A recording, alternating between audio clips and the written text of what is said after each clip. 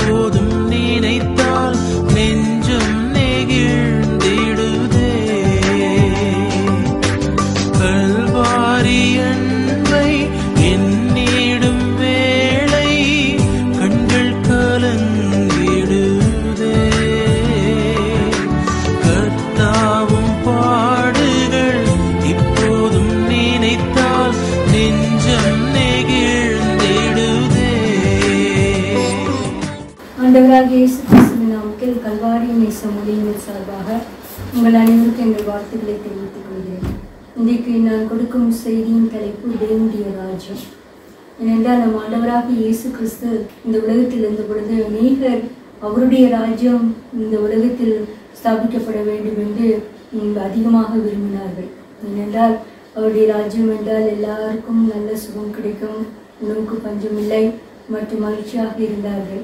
ஆனாலும் ஆண்டவராக இயேசு கிறிஸ்துவிடம் அவ்வாறு கேட்டுக்கொண்டே இருந்தார்கள், தேவனுடைய ராஜ்யம் எப்பொழுது வரும், இப்போது ராஜ்யத்தை இஸ்ரவேல் மக்களுக்கு திரும்ப கொடுப்பீர்களா என்று அவர்கள் சாலமோன் ராஜா அரசாண்டது போல மறுபடியும் எங்களை அரசாட வேண்டும் என்று ஆண்டவராக இயேசு கிறிஸ்துவை பற்றி நினைத்தார்கள். ஆனால் ஆண்டவராக இயேசு கிறிஸ்து இந்த உலகத்துக்குரிய ராஜ்யத்தை ஸ்தாபிக்க வரவில்லை, ஆனாலும் அவருடைய ராஜ்யத்தை ஸ்தாபிக்க வந்தார். அவருடைய ராஜ்யம் என்பது ஒவ்வொருவருடைய மனதுக்குள்ளும் ஆளுகை செய்கிறவராக அவர் விட்டிருப்பது என்பதுதான் அவருடைய ராஜ்யம். நம் தேவனுடைய ராஜ்யம் வந்த பெற்ற மக்களாக நாம் காணப்படும் பொழுது நம்முடைய நிறைவுடை பாவனைகள், நம் சிந்தனைகள், நம் பேச்சுக்கள் எல்லாம் மாறிவிடும். ஆகையால் தான் தேவனுடைய ராஜ்யத்தை பற்றி சற்று சிந்திப்போம். முதலாவது மத்தேயு 6:10 பார்த்தீர்களா என்றால் ஆண்டவராக இயேசு கிறிஸ்துவின் பரமண்டல ஜெபம். அதில் முதலாவது உம்முடைய ராஜ்யம் வருவதாக, உம்முடைய சித்தம் பரமண்டலத்திலே செய்யப்படுகிறது போல பூமியிலும் செய்யப்படுவதாக. நாம் அனைவரும் பரமண்டல ஜெபத்தை அடிக்கடி தினமும் முத்திரையாவது சொல்ல கடமைப்பட்டுள்ளோம். ஆண்டவராக இயேசு கிறிஸ்துவின் ராஜ்யம் வருவதாக. அப்படி என்றால் இந்த உலகத்தில் நாம் ஒரு உருமாற்றம் கொடுப்பதற்காக நம்முடைய இருதயத்தில் ஆண்டவராக இயேசு கிறிஸ்து ஆட்சி செய்வதற்காக அவருடைய ராஜ்யம் வருவதாக என்று கேட்க வேண்டும்.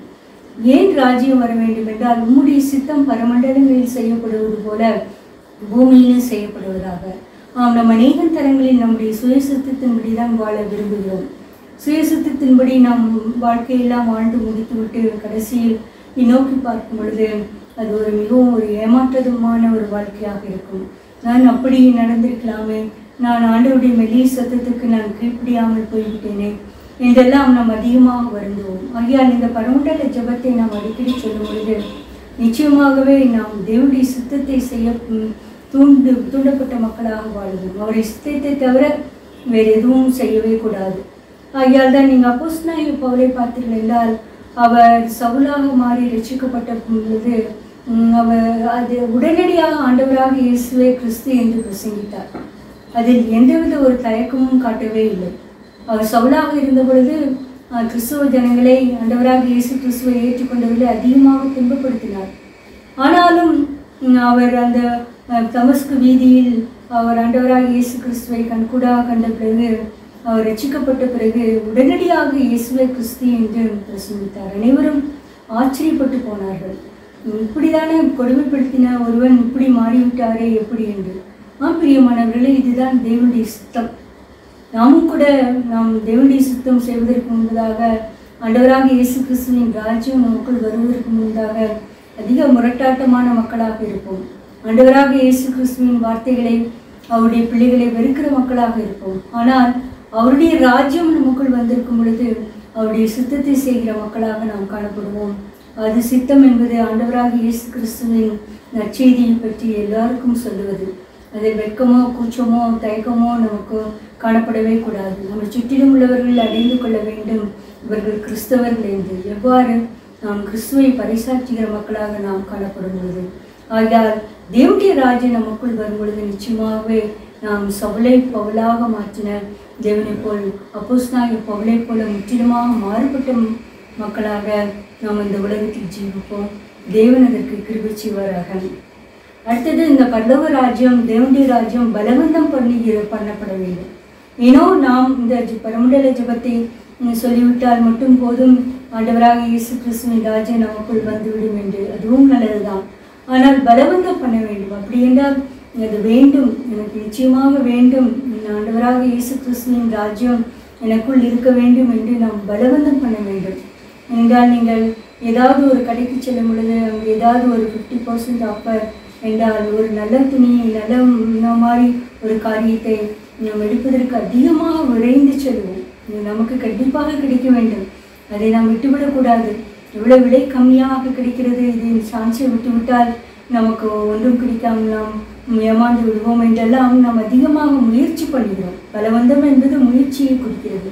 ஆண்டவராக இயேசு கிறிஸ்துவின் ராஜ்யத்தை நாம் பலவந்தம் பண்ணும் பொழுது மட்டும்தான் அதை விரும்பி அதிகமாக எல்லா காரியத்தை காட்டிலும் எனக்கு அது வேணும் என்று நாம் விரும்பும்போது மட்டும்தான் நமக்கு கிடைக்கும். மத்தேயு 11:12 யோவான் ஸ்நான காலம் முதல் இதுவரைக்கும் பல்லவு ராஜ்யம் பலவந்தம் பண்ணப்படுகிறது, பலவந்தம் பண்ணுகிறவர்கள் அதை பிடித்துக் கொள்கிறார்கள்.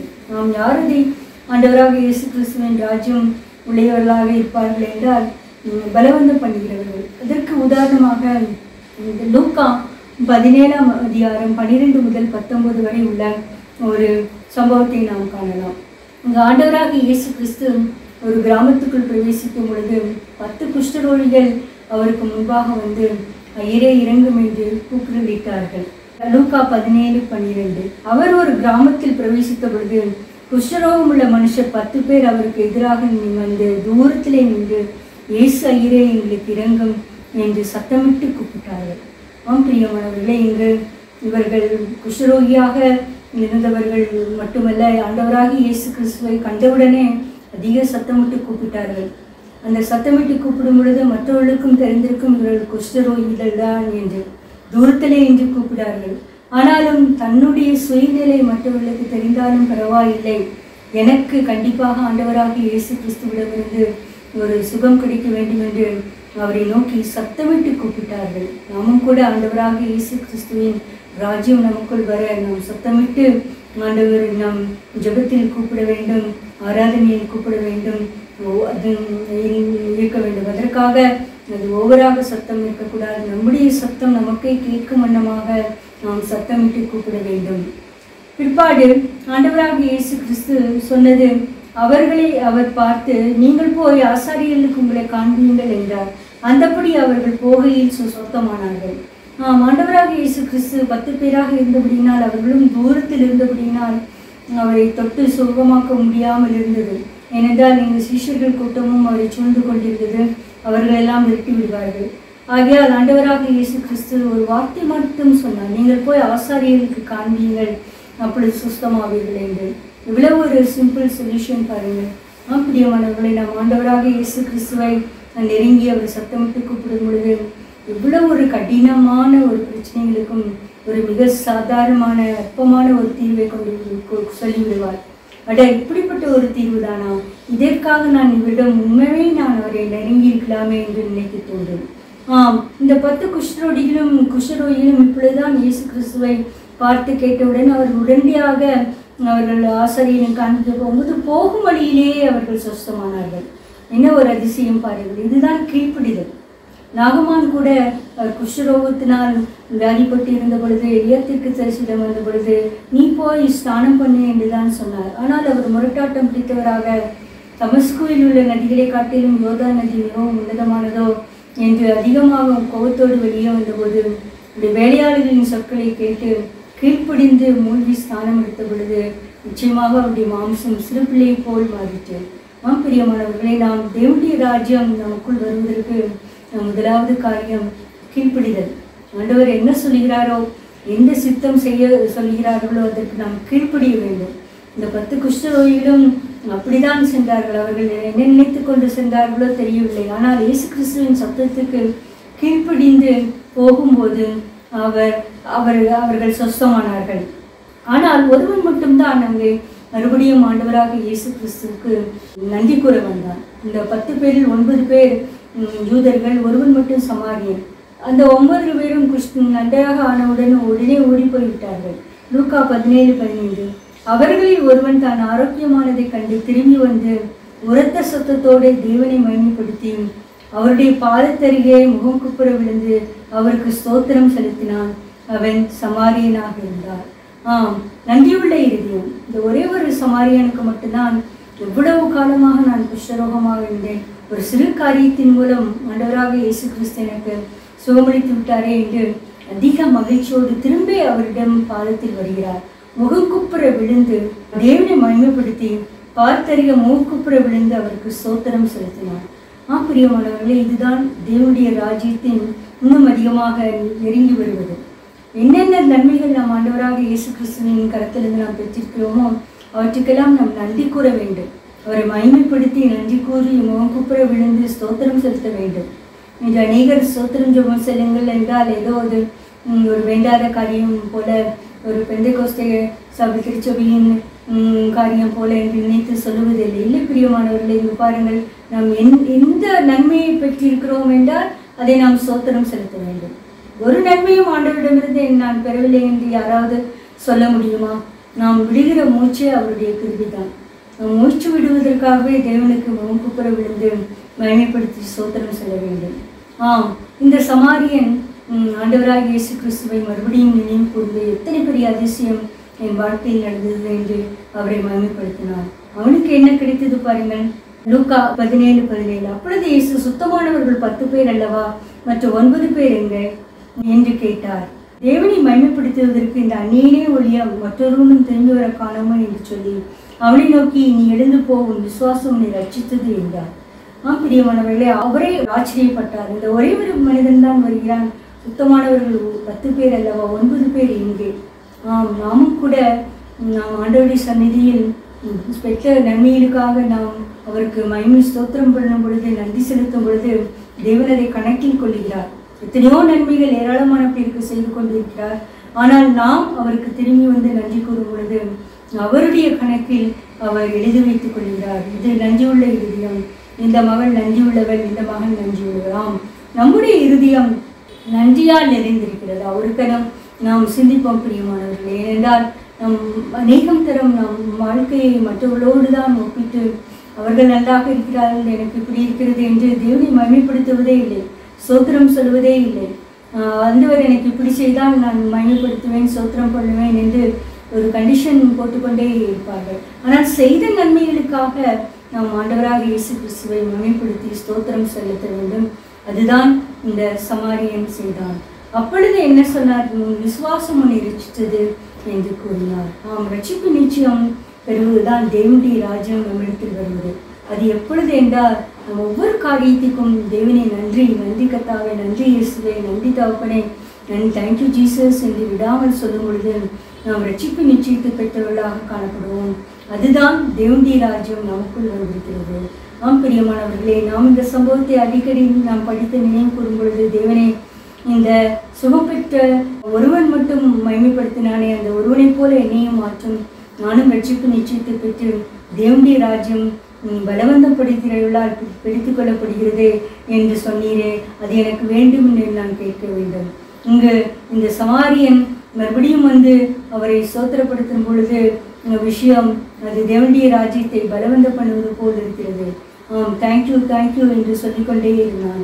எவ்வளவு நாள் நேரம் எப்படி சொன்னார் என்று முகங்குப்புற விழுந்து அவரை துதித்து மகிமைப்படுத்தினார். பிரியமானவர்களே, இதுதான் ஆண்டவராக இயேசு கிறிஸ்து நம் வாழ்க்கையில் எதிர்பார்ப்பது. நாம் ரட்சிப்பு நிச்சயம் பெறுவதற்கு அவரை நாம் எப்பொழுதும் ஸ்தோத்திரம் செலுத்த வேண்டும், நன்மை கொடுத்த நன்மைக்காக நன்றி செலுத்த வேண்டும். அதுதான் தேவனுடைய ராஜ்யம் பலவந்தப்படுத்தும்படிகளால் பிடித்துக் கொள்ளப்படுவது, தேவனுடைய ராஜ்யம் நமக்குள் வருவது. தேவன் அதற்கு கிருபை செய்வாராக. தேவனுடைய ராஜ்யம் எப்பொழுது வரும்? ஆண்டவராக இயேசு கிறிஸ்துவை சுற்றி சூழ்ந்தவர்கள், உங்களுடைய ராஜ்யம் எப்பொழுது வரும் ஏனென்றால் அப்பொழுதே அவர் ஒரு தலைவர் தான். 12 சிஷ்யர்கள் புடைசூழ இருந்தார், அநேக அற்புதங்களை செய்தார், குணமாக்குகிறார், சுற்றி திரிந்தார். அவர் மற்றவர்கள் நினைத்து கொண்டார்கள், மற்ற ரோமர் பேரரசை வீழ்த்தி இவர் ராஜ்யத்தை ஏற்படுத்துவார் என்று. ஆகையால் அவர்கள் கேட்டதெல்லாம் தேவனுடைய ராஜ்யம் எப்பொழுது வரும்? லூக்கா 17:20. தேவனுடைய ராஜ்யம் எப்பொழுது வரும் என்று பரிசேயர் அவரிடத்தில் கேட்டபொழுது அவர்களுக்கு அவர் பிரதியுத்தரமாக, தேவனுடைய ராஜ்யம் பிரத்யட்சமாய் வராது என்று கூறுகிறார்கள். தேவனுடைய ராஜ்யம் பிரத்யட்சமாக வராது. அப்படி என்றால் ஒரு கவர்மெண்ட் ஏற்படுத்தினால், சப்போஸ் நம்ம எலெக்ஷனில் யாராவது ஒரு கவர்மெண்ட்டை செலக்ட் பண்ணும் பொழுது அந்த கவர்மெண்ட் ஆட்சி செய்வார்கள். நாம் எல்லாரும் சொல்லலாம், இந்த பர்டிகுலர் கட்சி ஆட்சியும் செய்கிறார்கள். அது பிரத்யட்சமான காரியம். ஆனால் ஆண்டவராகிய இயேசு கிறிஸ்துவின் ராஜ்யம் அப்படியே வராது. 21 இதோ இங்கே என்றும் அதோ அங்கே என்றும் சொல்லப்படுவதற்கு ஏதுவிடாது. இதோ தேவனுடைய ராஜ்யம் உங்களுக்குள் இருக்கிறதே. ஆம், நம்முடைக்குள் தான் தேவனுடைய ராஜ்யம் இருக்கிறது. நாம் ஒவ்வொருவரும் தேவனுடைய ராஜ்யத்தை மக்களாக நாம் காணப்பட வேண்டும். அதுதான் ஆண்டவராக இயேசு கிறிஸ்து சொன்னது, இதோ அங்கே இது எங்கே என்று. அநேக கிறிஸ்தவ மக்கள் கூட கூட்டம் கூட்டமாக அந்த ஆராதனைக்கு சென்றால் எனக்கு விடுதலை கிடைக்கும், இங்கு சென்றால் இந்த ஜப கூட்டத்துக்கு சென்றால் எனக்கு வரும், அங்கு ஆண்டவருடைய பிரசன்னம் இருக்கிறது என்று. அப்படி இல்லை பிரியமானவர்களே. ஒருவேளை அந்த இடத்தில் பிரசன்னம் இருக்கும், அதற்காக ஒவ்வொரு இடமாக இந்து மக்களைப் போல நாம் ஓடி ஓடி தேடி தெரியக்கூடாது. ஆண்டவராக இயேசுக்குள் இதோ அங்கே என்று இதை எங்கே என்றும் சொல்வார்கள். ஆனால் உங்களுக்குள் இருக்கிறது. நமக்குள் தேவனுடைய ராஜ்யத்தை பெற்ற மக்களாக இருக்கும் பொழுது, நாம் ஒரு அறை வீட்டுக்குள் பூட்டி கொண்டு ஜபிக்கும் பொழுது நிச்சயமாக நம்முடைய ஜபத்தை ஆண்டவர் கேட்டு அதை வெளியரங்கமாக பதில் அளிப்பார். ஆகையால் இதை கேட்டுக்கொண்டிருக்கிற பிரியமானவர்களே, உங்களுக்குள் தேவனுடைய ராஜ்யம் வந்திருக்கிறதா? உங்களுக்குள் தேவனுடைய ராஜ்யம் வந்திருந்தால் நிச்சயமாகவே தனிப்பட்ட ஜப ஜீவியத்தில் வேத வாசிப்பதில் நாம் சிறந்தவர்களாக காணப்படுவோம். மற்றவருடைய பிரச்சனைக்காக நாம் ஜபம் பண்ணுவோம். அதுதான் தேவனுடைய ராஜ்யம் நமக்குள் வந்திருக்கிறது. நம்முடைய பிரச்சனையை காட்டிலும் மற்றவருடைய பிரச்சனையை நாம் பெரிதாக கணக்கில் எடுத்துக்கொண்டு அவர்களுக்காக மன்றாடுவோம். நாமே நம்முடைய பிரச்சனைக்காக அங்கு இங்கும் ஓடி தெரிய தேவையில்லை, அவசியம் இல்லை.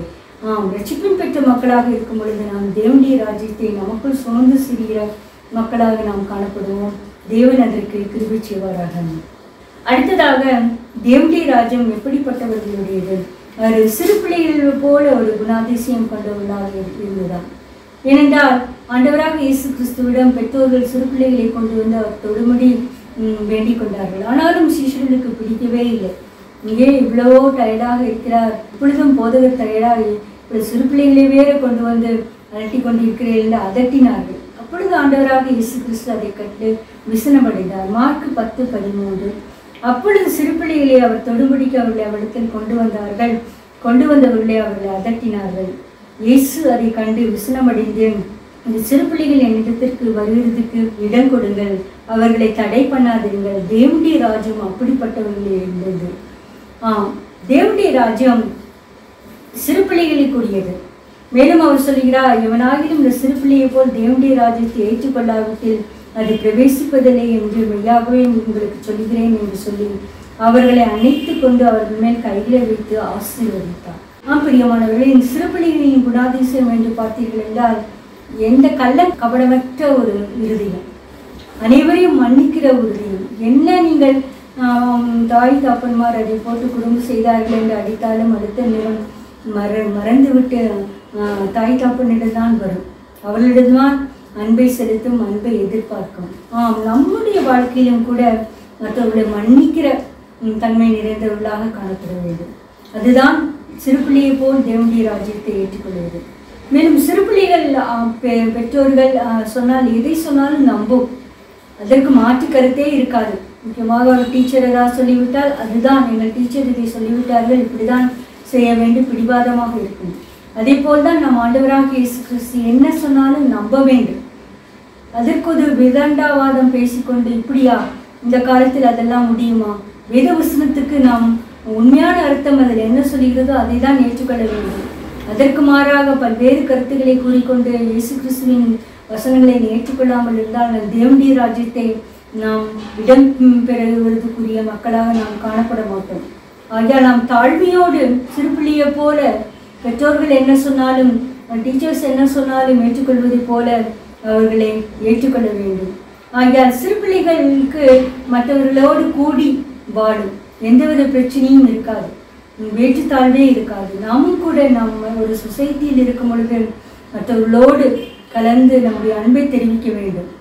அப்பொழுதுதான் பிரஜாதி மக்கள் இவர்கள் கிறிஸ்தவர்கள் அன்பாக இருக்கிறார்கள் என்று கண்டுகொள்வார்கள். நாம் தனிப்பட்ட ஜீவியமாக தனித்துவமாக யாருடன் சேராமல் வாழ்ந்து கொண்டே இருந்தால் தேவனுடைய ராஜ்யத்தை பற்றி அவர்களுக்கு தெரியாமல் போயும். கிறிஸ்தவர்கள் என்றால் இப்படிதான் இருப்பார்கள், யாருடன் பழக மாட்டார்கள் என்று சொல்லக்கூடாது நம்மளுக்கு.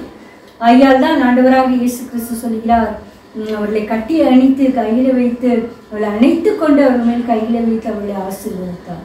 பிரியமானவர்களை நாமும் கூட சிறு பிள்ளைய போல மாறி ஆண்டவராக இயேசு கிறிஸ்துவின் கருத்துக்களை ஏற்றுக்கொள்ளும் பொழுது, மன்னிக்கும் கபடமற்ற தன்மையோடு இருக்கும் பொழுது, எந்த வேட்டு வித்தியாசம் இல்லாமல் மற்றவர்களோடு பேசும்போது ஆண்டவர் நம்மை ஆசீர்வதிப்பார். அநேகர் விரும்புவது ஆண்டவராக இயேசு கிறிஸ்து நம்மை தொட்டு ஆசீர்வதிக்க வேண்டும் என்பதுதான்.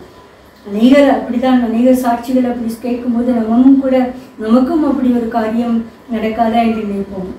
நினைக்கும் கண்டிப்பாக நினைக்கும். சிறு பிள்ளைகளே போல இயேசு கிறிஸ்துவை நாம் ஏற்றுக்கொள்ளும் பொழுது, தேவனுடைய ராஜ்யத்தை ஏற்றுக்கொள்ளும் பொழுது நிச்சயமாகவே தேவன் நம்மை அரவணைத்து ஆசீர்வதிக்க வல்லவராக இருக்கிறார்.